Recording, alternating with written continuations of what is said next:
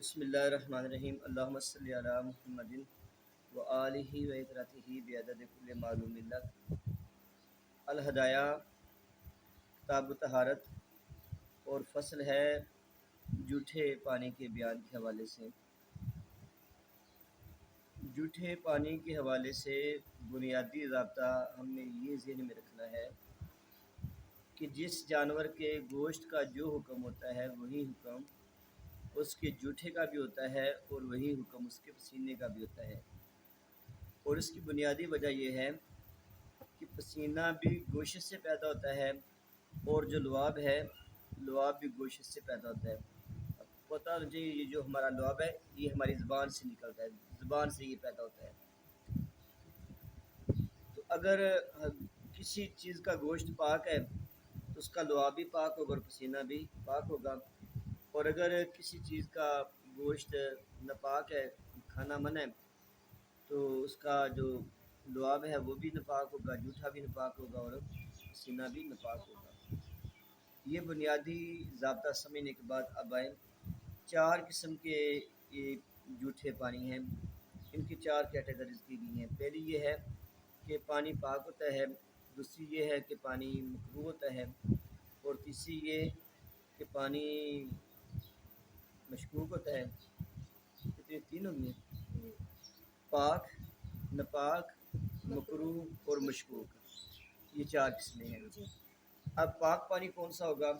پاک پانی انسان کا جوٹھا پاک ہے، اور انسان کے ساتھ ہر وہ جانور جس کا ہم گوشت کھاتے ہیں اس کا جوٹھا پاک ہے۔ مثلا مرغی ہے، بکری ہے، گائے ہے، بھینس ہے، تو جن جن کا ہم گوشت کھا سکتے ہیں ان کا جوٹھا بھی پاک ہے۔ اب سوال یہ کریں گے کہ اس میں انسان کو تو نہیں کھا سکتے، پھر انسان کا جوٹھا کیوں پاک ہے؟ انسان کا جوٹھا ہر حال ہی میں پاک ہوتا ہے، کیونکہ اللہ تعالیٰ نے انسان کو یہ عزت اور کرامت دی ہے کہ انسان کی عزت اور کرامت کے پیش نظر اس کے گوشت کو کھانے سے منع کیا گیا ہے، ورنہ اللہ کی تمام مخلوقات میں سے جو سب سے اعلیٰ جسم ہے اور پاک جسم ہے وہ انسان کا جسم ہے۔ اس سے ایک ضمنی سوال یہ ہے کہ اگر ایک بندہ جنبی ہے یا عورت حیض والی ہے یا ایک انسان کافر ہے تو کیا اس کا جوٹھا بھی پاک ہوگا؟ اس کا جواب یہ ہے کہ ہاں، ان کا جوٹھا بھی پاک ہے، جنبی کا جوٹھا بھی پاک ہے، اور حیضہ کا اور کافر کا۔ یہاں پر یہ اعتراض بنتا ہے کہ اگر ان کا جوٹھا پاک ہے تو ہم ان کو ناپاک کیوں کہتے ہیں؟ اس اعتراض کا جواب یہ ہے کہ ہم ان کو ناپاک اس لیے کہتے ہیں کہ یہ اس حالت میں وضو یعنی کہ نماز نہیں پڑھ سکتے اور قرآن پاک نہیں پڑھ سکتے۔ یہ ناپاک اس حوالے سے نہیں کہ یہ سرے سے ٹوٹل ناپاک ہے، بلکہ یہ اس حوالے سے ان کو ناپاک کہتے ہیں کہ یہ نماز نہیں پڑھ سکتے اور طہارت اور قرآن پاک کو نہیں چھو سکتے اور مسجد میں داخل نہیں ہو سکتے، کیونکہ مسجد میں جانے کے لیے، قرآن پڑھنے کے لیے اور نماز پڑھنے کے لیے طہارت کا اعلیٰ معیار ہونا چاہیے، اور اعلیٰ معیار تبھی ہوتا ہے جب انسان ان چیزوں سے بھی پاک ہو۔ اور اس سلسلے میں ہمارے پاک آقا علیہ الصلوۃ والسلام کے کئی فرامین بھی ہیں۔ مثلا حضرت عائشہ صدیقہ رضی اللہ تعالیٰ عنہ آپ سے روایت ہے، آپ فرماتی ہیں کہ میں حالت حیض میں ہوتی تھی اور نبی صلی اللہ علیہ وسلم تہجد کی نماز پڑھ رہے ہوتے تھے میرے حجرے میں، تو جب آپ نے سجدہ کرنا ہوتا تو میرا پاؤں آگے ہوتا تھا، سرکار نماز کے اندر ہی میرے پاؤں کو اپنے ہاتھ سے ہٹاتے اور اس جگہ پھر سجدہ کرتے۔ اب حضور آقا علیہ الصلوۃ والسلام حالت نماز میں حضرت عائشہ صدیقہ کے پاؤں کو ہاتھ سے ہٹا رہے ہیں، تو اگر یہ انسان ناپاک ہوتا تو پھر نعوذ باللہ نبی صلی اللہ علیہ وسلم ان کی نماز کیسے جائز ہو سکتی تھی؟ اور اس کائنات کے اندر سرکار سے بڑھ کے کون پاک ہے؟ تو یہ تھا مطلب اس میں۔ اور دوسرا نبی حضرت ابو ہریرہ رضی اللہ تعالیٰ عنہ آپ سے روایت بھی ہے کہ نبی صلی اللہ علیہ وسلم نے فرمایا کہ مومن اصل واقعہ یہ ہے کہ حضرت ابو ہریرہ اور حضور کی آپس میں ملاقات ہوئی تھی مدینے کی گلی میں۔ حضرت ابو ہریرہ جنبی تھے، جسم ناپاک تھا، وہ کہتے ہیں کہ میں کرنی کترا کر گزر گیا اور غسل کیا، اور غسل کرنے کے بعد پھر میں حضرت کار کے پاس آیا۔ سرکار نے پوچھا ابو ہریرہ تو مجھے دیکھ کر کرنی کترا کے چلے، کیونکہ حضرت ابو ہریرہ کہنے لگے یا رسول اللہ میں ناپاک تھا۔ حضور نے فرمایا کہ سبحان اللہ، مومن کسی حال میں نجس نہیں ہوتا، یعنی پاک نہیں ہوتا۔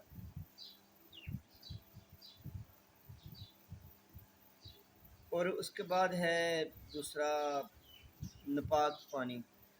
نپاک جھوٹا پانی کس کا ہوتا ہے؟ جن کا گوشت نپاک ہوتا ہے۔ ان میں ایک ہے کتا، اور کتے کے حوالے سے یہ بات بھی ذہن میں رکھیں، ایک تو کتا اس لیے مطلب نپاک ہے کہ نبی صلی اللہ علیہ وسلم نے قاعدہ ضابطہ ہم کو بتایا ہوا ہے۔ بیٹا آپ کو پتہ ہے کون کون سا جانور جس کا گوشت کھانا حرام ہے؟ اور پرندوں میں سے ایک قانون ہے، قاعدہ ہے کہ وہ قاعدہ ہم لگاتے ہیں۔ کیا قاعدہ ہے؟ نہیں بیٹا، قاعدہ یہ ہے کہ جس جانور کا پنجہ ہوتا ہے اس کا گوشت کھانا حرام ہے، اور جس کے کھور ہوتے ہیں اس کا کھانا جائز ہے۔ بکری کے کھور ہوتے ہیں یا پنجہ ہوتا ہے؟ کھور۔ گائیں کے، بھینس کے اور گھوڑے کے کھوری ہوتے ہیں۔ تو گھوڑا بیسیکلی پاک جانور ہے۔ وہ ایک جنگ تھی جس میں صحابہ کرام نے عرض کی یا رسول اللہ، اگر ایسے ہی ہم گھوڑے کھاتے رہے تو ہم جہاد کیسے کریں گے؟ تو حضور نے فرمایا کہ تم گھوڑے نہ کھاؤ۔ تو حضور نے جہاد کی وجہ سے گھوڑوں کو کھانے سے منع کیا، ورنہ گھوڑے کا گوشت کھانا حلال ہے اور یہ پاک جانور ہے۔ جی، ککڑی بیٹا پرندوں میں آتی ہے۔ جو ککڑی ہے مرغی ہے یہ پرندوں میں آتی ہے، یہ جانوروں میں نہیں آتی۔ جانوروں کے اندر یہ قانون ہے کہ جس کا کھور ہو وہ پاک، اور جس کا پنجہ ہو وہ نپاک۔ اب بلی کا پنجہ ہے نا، کتے کا بھی پنجہ ہے، شیر کا، بھیڑیے کا، تو جن جن کا وہ پنجہ ہے نا وہ ان کا گوشت حرام ہے۔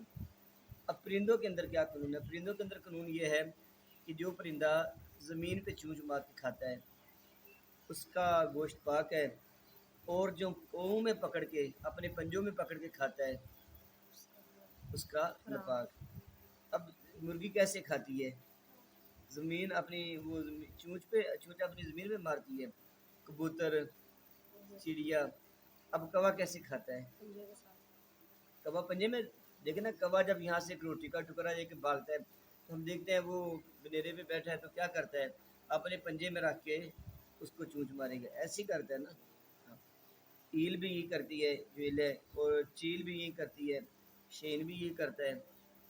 تو یہ ہمارے پاس یہ ایک قاعدہ ضابطہ ہے کہ اگر جب بھی آپ سے کوئی بندہ کسی جانور کے حوالے سے سوال کرے تو ہم نے اس کو یہ جواب دینا ہے، پرندوں کے اندر یہ قانون ہے اور جانوروں کے اندر یہ قانون ہے۔ اب کتا اس کا پنجہ ہے وہ بھی نپاک ہے، خنزیر تو نجس العین ہے، اور ایسے ہی جو بہائم ہیں ان کا بھی مطلب نپاک ہے، جو بھی درندہ ہے۔ کتے کا اس لیے بھی نپاک ہے، نبی پاک صلی اللہ تعالیٰ علیہ وسلم نے ارشاد فرمایا اگر کتا کسی برتن میں منہ ڈالے تو اس کو 3 مرتبہ دھو۔ حضور نے فرمایا یوسل الاناء من ولوغ القلب ثلاثا، اور کتے کی تھوک جہاں پہ ملتی ہے وہاں پہ برتن کو 3 مرتبہ دھویا جائے گا۔ اگر اب دیکھیں ایک برتن میں پانی ہے، کتے نے اس برتن میں آ کے منہ ڈالا، اب جو کتے کا لعاب ہے وہ کس سے لگا؟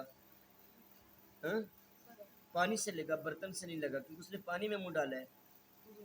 تو جب اس نے برتن میں منہ ڈالا، پانی اس کے منہ کے ساتھ لگا، پانی ناپاک ہوا، اور جب پاک پانی اس برتن کے ساتھ لگا تو برتن بھی ناپاک ہو گیا۔ اس کا مطلب ہے کہ یہ کتے کا جھوٹا ناپاک ہے۔ ویسے امام شافعی ایک بات یہ کرتے ہیں جی کتا اگر کسی برتن میں منہ ڈالے تو اس کو 7 مرتبہ دھویا جائے گا۔ تو یہ حدیث منسوخ ہے، جو نبی صلی اللہ علیہ وسلم کا آخری عمل ہے وہ یہی ہے کہ اگر کتا کسی برتن میں منہ ڈالے تو اس کو 3 مرتبہ ہم نے دھویا جائے گا۔ خنزیر کا اس لیے ناپاک ہے تو خنزیر ہے نجس عین، اور جو بھی درندے ہیں، لیکن امام شافعی کتے اور خنزیر کے علاوہ باقی درندوں کے جھوٹے کو ناپاک نہیں کہتے ہیں۔ تو ہم کہتے ہیں کہ نہیں وہ بھی ناپاک ہیں، کیونکہ اصل چیز یہ ہے کہ جو ہم نے قاعدہ بنایا کہ جس کی گوشت کا جو حکم ہوگا اس کے لعاب کا بھی وہی حکم ہوگا۔ 2 پانی ہو گئے، پاک اور ناپاک۔ اس میں کوئی ڈوڑ تو نہیں رہا آپ کو؟ تیرا نہیں تو اب آ جائیں تیسرا جو ہے نا وہ جو مکروہ ہے، مکروہ ہے جس میں بلی آ جائے گی، یا جو گھروں کے اندر جانور رہتے ہیں، مثلا چوہیا ہے، مثلا یہ چھپکلی ہے، ان کا جوٹا کیا ہے؟ مکروہ۔ تو کیا پھر ان کا گوشت بھی کھانا مکروہ ہے؟ نہیں بیٹا، ان کا گوشت ناپاک ہے، گوشت کھانا بلی کا، چھپکلی کا، چوہے کا گوشت کھانا حرام ہے، ناپاک ہے، یہ ناپاک ہے۔ تو پھر یہ سوال ہے کہ اگر یہ ناپاک ہے تو پھر ان کا جوٹا ناپاک ہونا چاہیے، یہ بات سامنے آتی ہے۔ اگر یہ چیزیں ناپاک ہیں تو ان کا جوٹا ناپاک ہونا چاہیے۔ اس حوالے سے بیٹا نبی پاک صلی اللہ علیہ وسلم نے ایک خود کنسیشن دی، حضور نے فرمایا تھا طوافین، ایسے جانور کہ جو گھروں میں چکر لگاتے ہیں۔ کیا کرتے ہیں؟ گھروں میں چکر لگاتے ہیں، یا جن سے بچنا ممکن، جیسے چوہیا ہے یا مطلب چھپکلی ہے، چونکہ یہ جانور کثرت سے ہمارے گھروں میں ہوتے ہیں، ہمارے گھی کے اندر، ہمارے دودھ کے اندر، لسی کے اندر یا پانی کے اندر یہ اپنا منہ داخل کر دیتے ہیں۔ ان سے بچنا چونکہ بہت مشکل کام ہے، تو لہٰذا علت طواف کی وجہ سے کہ یہ چونکہ بہت زیادہ چکر لگانے والے گھروں میں، اس علت کی وجہ سے جو ان کا جوٹا ہے اس کو پاک تو نہیں قرار دیا گیا، مکروہ قرار دیا گیا۔ مکروہ کا معنی یہ ہے کہ اگر مجبوری ہے تو اس کو استعمال کر لیں، اگر مجبوری نہیں ہے، دل نہیں مانتا تو نہ کریں، لیکن جو کرے گا وہ ہے ہوگا ناپسندیدہ، باقیوں کے بارے پھر بھی یہ جانور پاک ہے، بچنا بہتر ہے۔ اب جیسے دیکھنا، اگر کسی کے گھر میں دیسی گھی پڑا ہو، وہ تو 2000 کا کلو تقریباً آتا ہوگا، شاید 2000 سے بھی زیادہ کلو کا آتا ہے۔ اب ایک چوہے نے اس میں سے منہ ڈال دیا تو کیا ہم وہ ایک چوہے کے ڈالنے کی وجہ سے وہ سارا گھی خراب کر دیں گے؟ نہیں، اس میں وہ جہاں اس نے منہ لگایا وہاں سے تھوڑا سا ڈال دیں گے، باقی سارا پاک کر دیں گے۔ تو وہ جانور جو گھروں میں بکثرت آتے جاتے ہیں اور جن سے بچنا ممکن نہیں ہے، ان کا جوٹا مکروہ ہوگا، اگرچہ ان کا گوشت ناپاک ہے۔ پھر اس کے بعد کچھ جانور وہ ہیں بیٹا جو ہیں تو پاک ہیں، لیکن بسا اوقات ان کا جوٹا ہم مکروہ قرار دے دیتے ہیں۔ مثلا آوارہ مرغی، مرغیوں کی دو قسمیں، ایک مرغی وہ ہے کہ جس کو ہم اپنے گھر میں دانہ ڈالتے ہیں، وہ پنجرے میں بند رہتی ہیں، یہ ٹوکرے کے نیچے یا آلے کے اندر رہتی ہیں، تو ایسی مرغی اس کا جوٹا پاک ہے۔ اور ایسی مرغی کہ جو باہر منہ مارتی ہے، مطلب روڑیوں کے اندر، گندگی نالیوں کے اندر، وہ جہاں بھی دیکھے اپنی چونچ مار آتی ہے۔ اب ایسی مرغی جو آوارہ مرغی ہے، جو چل پھر کے بعد کوڑا کرکٹ پہ بھی اپنا دانہ تلاش کرتی ہے، اس کا جوٹا مکروہ ہوگا۔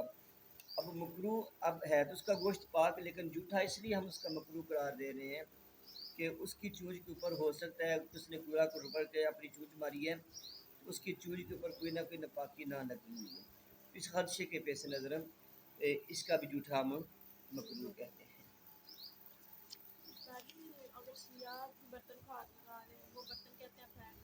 نہیں، غلط بات ہے۔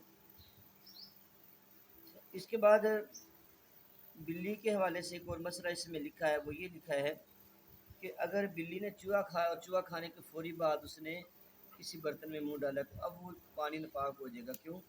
کیونکہ اس کے منہ پہ وہ چوہے کا خون لگا ہوا ہوگا۔ اب چوتھا مسئلہ ہے کہ خچر اور گدھے کا جوٹا، یہ مشکوک ہے، اس کی پاکی میں شک کیا گیا ہے۔ تو جب اس کی پاکی میں شک ہے تو پھر اگر ہمارے پاس یہ خچر کا یا گدھے کا جوٹا ہے تو ہم اس کو تو پانی استعمال بھی کر لیں گے اور تیمم بھی کریں گے، دونوں کام کریں گے، تیمم بھی کریں گے اور اس سے وضو بھی کر سکتے ہیں۔ اور اس کو شک کیوں ہے بیٹا؟ اصل شک اس لیے ہے کہ اس کے پاک اور ناپاک ہونے میں اختلاف ہے۔ مثلا ہم نے یہ قاعدہ بیان کیا تھا کہ جس جانور کا گوشت کھایا جائے وہ جانور پاک ہے۔ اب گھوڑے کا گوشت کھایا جاتا ہے تو گھوڑا پاک ہے، اس کا جوٹا بھی پاک ہے، لیکن گدھے کا گوشت نبی پاک صلی اللہ علیہ وسلم نے منع کیا ہے، فرمایا گدھے کا گوشت کھانا حرام ہے۔ تو اب کچھ جو فقہا ہے وہ کہتے ہیں کہ یہ گدھا یا خچر یہ بھی تو گھوڑے کی جنس ہی ہے نا، ایک چیز ہے، جب ایک جنس ہے ایک چیز تو یہ پاک ہونا چاہیے، لیکن کچھ صحابہ اور فقہا کہتے ہیں کہ نہیں یہ ناپاک ہے، تو اس لیے اس کو پاک کہتے ہیں، مطلب جن کے جو پاک قرار دیتے ہیں ان کے پاس کی بھی کوئی حتمی دلائل نہیں ہے، اور جو ناپاک کہتے ہیں ان کے پاس بھی حتمی دلائل نہیں ہے۔ جب حتمی دلائل دونوں کے پاس نہیں ہے تو اس میں پھر یہ کہتے ہیں کہ جو درمیان والا رستہ ہے کہ آپ اس کو مشکوک قرار دے دیں، ہم اس کو ناپاک کہتے ہیں نہ ناپاک کہتے ہیں۔ مثلا حضرت جابر جو ہے نا وہ یہ کہتے ہیں کہ گدھے کا بچا ہوا پانی جب حضور سے اس کے بارے پوچھا گیا تو حضور نے فرمایا کس سے وضو کیا جاتا ہے؟ حضور نے فرمایا ہاں کیا جا سکتا ہے۔ لیکن دوسری طرف طرز جو ہیں وہ یہ کہتے ہیں کہ نبی پاک نے فرمایا کہ جو پالتو گدھے ہیں ان کا گوشت نہیں کھانا کہ یہ نجس ہوتے ہیں۔ اب ایک صحابی حضرت جابر وہ یہ روایت کرتے ہیں کہ نبی پاک نے فرمایا کہ گدھے کے جوٹھے سے ہم وضو کر سکتے ہیں، اور دوسری طرف انس جو ہے نا وہ یہ کہتے ہیں کہ یہ حضور نے فرمایا کہ اس کا گوشت ناپاک ہوتا ہے۔ تو چونکہ یہ صحابہ کے اندر بھی اس کے حوالے سے کوئی حتمی بات نہیں تھی، اس لیے مطلب اس سے بچنا بہتر ہوتا ہے۔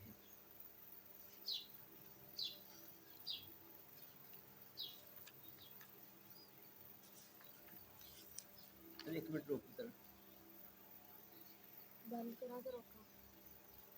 روکنی ہے، سیو نہیں کرنی۔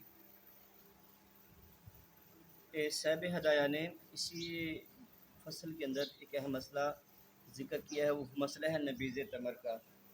نبیذ کہتے ہیں رس کو، اور تمر کہتے ہیں کھجور کو، یعنی کھجور کا جو پانی نچوڑ لیا جائے۔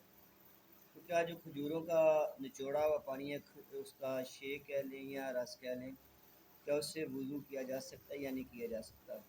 امام اعظم ابو حنیفہ اس حوالے سے یہ کہتے ہیں کہ اگر بندے کے پاس پانی نہیں ہے اور صرف نبیذ تمر ہے تو اس نبیذ تمر سے انسان وضو کر سکتا ہے، یہ امام اعظم ابو حنیفہ کی دلیل ہے۔ لیکن امام ابو یوسف کہتے ہیں کہ تیمم کرے گا وضو نہیں کرے گا، اور امام محمد کہتے ہیں وضو بھی کرے گا اور تیمم بھی کرے گا۔ یہ تین اقوال ہیں۔ پھر سنیں نبیذ تمر پہلے سمجھے، یہ کھجور کا جو پانی ہوتا ہے، تو کیا کھجور کے پانی سے وضو جائز ہے؟ اس میں یہ ہے کہ مائع مطلق کے ہوتے ہوئے یعنی کہ عام پانی کے ہوتے ہوئے نبیذ تمر سے وضو جائز نہیں ہے، لیکن امام اعظم ابو حنیفہ کہتے ہیں کہ اگر پانی نہیں ہے تو پھر نبیذ تمر سے وضو کر سکتے ہیں۔ امام ابو یوسف کہتے ہیں نہیں کر سکتے، اور امام محمد کہتے ہیں کہ وضو بھی کریں گے اور تیمم بھی کریں گے۔ اب اس کی وجہ کیا ہے؟ وجہ یہ ہے کہ ایک حدیث ہے اس کو جس کو کہتے ہیں لیلۃ الجن، لیلۃ الجن جنوں والی رات، وہ ایک رات تھی جس میں نبی صلی اللہ علیہ وسلم حضرت عبداللہ بن مسعود کو اپنے ساتھ لے کر باہر ویرانے میں گئے تھے۔ حضور نے وہاں پہ جا کے جنوں کو کلمہ پڑھا کے مسلمان کرنا تھا، ان کو شریعت کے احکامات سکھانے تھے۔ تو ایک ویرانے میں چلے گئے، وہاں پہ بہت زیادہ جن آئے۔ تو جب نبی صلی اللہ علیہ وسلم ان کو تعلیم دے کے فارغ ہوئے تو حضور نے نماز پڑھی تھی، تو حضور نے حضرت عبداللہ بن مسعود سے پوچھا کہ آپ کے پاس پانی ہے؟ انہوں نے کہا یا رسول اللہ میرے پاس پانی تو نہیں ہے، البتہ نبیذ تمر ہے، یعنی کھجور کا پانی ہے۔ حضور نے فرمایا چلے وہ لے، کھجور پاک ہے اور اس کا پانی بھی پاک ہے۔ حضور نے نبیذ تمر سے وضو کر لیا۔ اب امام اعظم ابو حنیفہ کہتے ہیں کہ جب نبی صلی اللہ علیہ وسلم نے نبیذ تمر سے وضو کیا اور اس وقت کیا جب پانی نہیں تھا، تو ہمارے لیے بھی جائز ہے کہ ہم نبیذ تمر سے وضو کر سکتے ہیں۔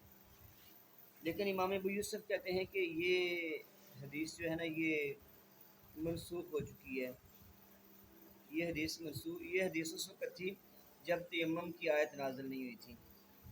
جب تیمم کی آیت نازل ہو گئی کہ تیمم کی آیت کیا ہے کہ اگر آپ کو پانی نہیں ملتا تو آپ تیمم کر لیں، تو تب چونکہ تیمم کی آیت نازل نہیں ہوئی تھی، چونکہ یہ مکے میں واقعہ رونما ہوا تھا اور آیت تیمم مدینے میں نازل ہوئی تھی، تو جب تیمم کی آیت نازل ہوگی تو اب یہی حکم ہے کہ اگر پانی ہے تو وضو کرے، پانی نہیں ہے تو تیمم کریں۔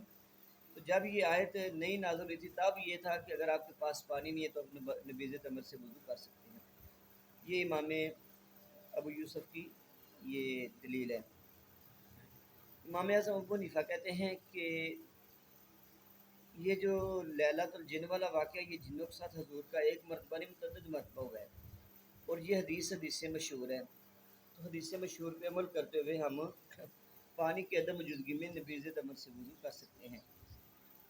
اب امام محمد کہتے ہیں کہ نہیں، یہ حدیث مسترب ہے، اور جب حدیث مسترب ہو تو ہم اس میں کوئی حتمی بات نہیں کر سکتے، لہٰذا ہم تیمم بھی کریں گے اور وضو بھی کریں گے۔ وضو اس لیے کریں گے کہ حضور نے کیا ہے، اور تیمم اس لیے کریں گے تو ہو سکتا ہے کہ مطلب تیمم ہی کرنا ہو، نبیذ تمر سے نہ جائز ہو، کیونکہ اس میں کوئی حتمی بات نہیں ہے، لہٰذا وہ اس کو مشکوک سمجھتے ہوئے کہتے ہیں کہ اب اس میں ہم تیمم بھی کریں گے اور وضو بھی کریں گے۔